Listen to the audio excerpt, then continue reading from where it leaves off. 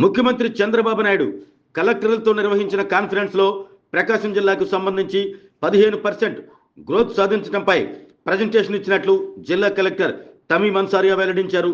2 రోజుల పాటు జరిగిన కాన్ఫరెన్స్లో జిల్లాకు సంబంధించి స్వర్ణాంధ్ర 2047లో భాగంగా జిల్లాలోని అన్ని రంగాల్లో 15% గ్రోత్ సాధించడంపై ప్రజెంటేషన్ చేసినట్లు చెప్పారు.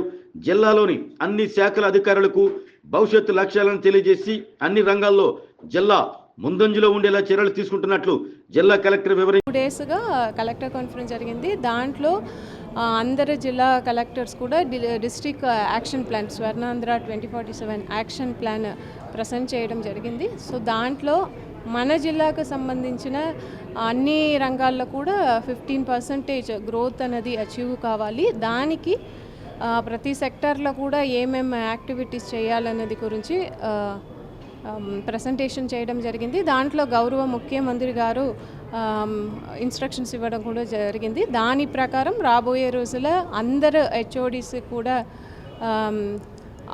ఆ దశలో పనిచేసి మన జిల్లాని అన్ని రంగాల అభివృద్ధి పదంలో తీసుకెళ్తాము.